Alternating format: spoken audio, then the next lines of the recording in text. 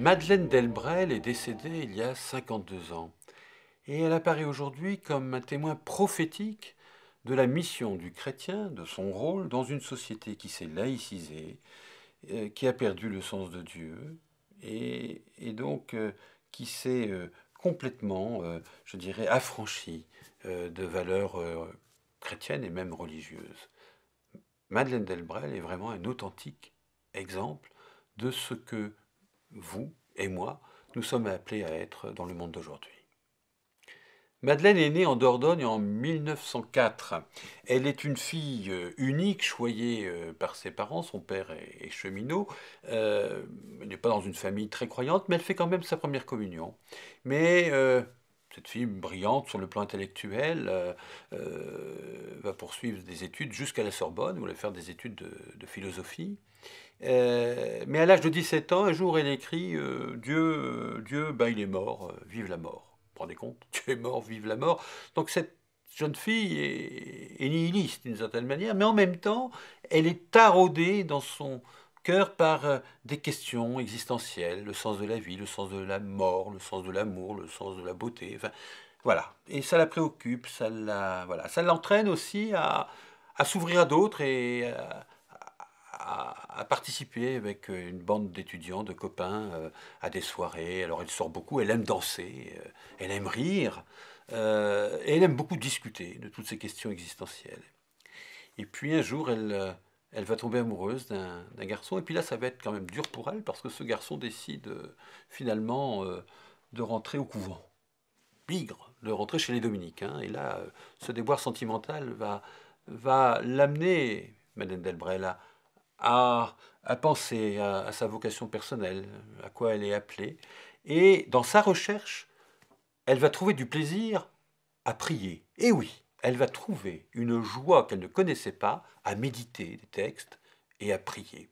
Elle va dire un jour, en priant, j'ai cru que Dieu me trouvait et qu'on peut l'aimer comme une personne. Pour elle, c'est l'événement de sa vie et cette jeune femme, incroyante, va devenir croyante après une conversion fulgurante, éblouissante, parce qu'elle a fait la rencontre du Dieu d'amour.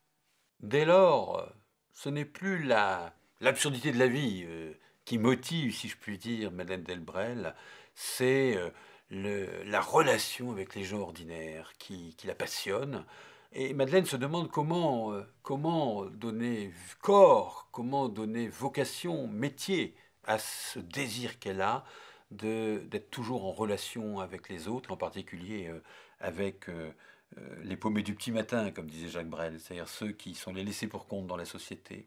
Alors elle pense un moment entrer au Carmel, parce que elle est profondément contemplative, mais elle est déjà très engagée dans sa paroisse, elle participe à un groupe de prière, elle sent que la vie cloîtrée n'est pas faite pour elle, et donc en 1933, elle s'installe à Évry-sur-Seine, en pleine banlieue rouge, marquée par la présence du Parti communiste donc, hein.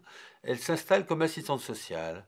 Et vont venir la rejoindre d'autres femmes célibataires qui vont constituer une sorte de petit groupe de femmes dont le but c'est double, à la fois rendre service à des populations souvent fort démunies, comme assistante sociale, c'est ce que va faire Madeleine, mais aussi accompagner spirituellement par le témoignage de vie, par l'accueil, par la bonté, par le service, l'écoute, l'attention, hein. Et Madeleine Delbrel et les femmes qui l'entourent vont devenir un groupe qui va rayonner au point même que parfois elles auront des appels du pied du Parti communiste. C'est l'époque où Maurice Thorez, après la guerre, la grande guerre de 1940-1945, lançait des appels aux chrétiens. Bon, elle ne répondra jamais à ces sirènes-là, bien sûr, mais elle restera toujours en dialogue avec les athées, parce que, disait-elle, un homme croit toujours en quelque chose. S'il ne croit pas en quelqu'un, il croit toujours en quelque chose. Et donc on peut toujours établir des dialogues. Le dialogue, c'est très important pour le vivre ensemble.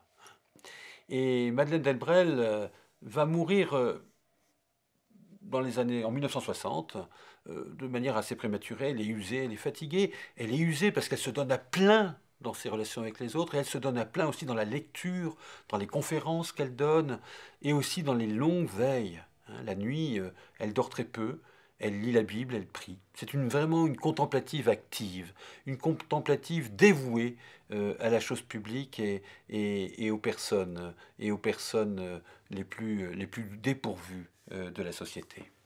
Une rue de Mussidan, son village natal en Dordogne, porte son nom, Madeleine Delbrel, avec la mention assistante sociale.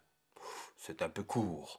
C'est ce que estimait le cardinal Martini, qui fut grand archevêque de Milan et qui considérait, lui, que Madeleine Delbrel était l'une des plus grandes mystiques du XXe siècle. Pourquoi? Parce que cette contemplative, active, puisait sa force, sa capacité de don dans la passion de la prière, hein, une prière passionnée et constante, hein, qui lui donnait cette force d'être un témoin de la miséricorde de Dieu ici et maintenant. Elle disait notamment rien au monde ne nous donnera l'accès au cœur de notre prochain, sinon le fait d'avoir donné au Christ l'accès au nôtre. Là encore, vous voyez, cette capacité d'ouverture du cœur, cette ouverture du cœur, eh bien, c'est l'héritage que nous confie Madeleine Delbrel pour être à notre tour des outils et des apôtres de la tendresse de Dieu.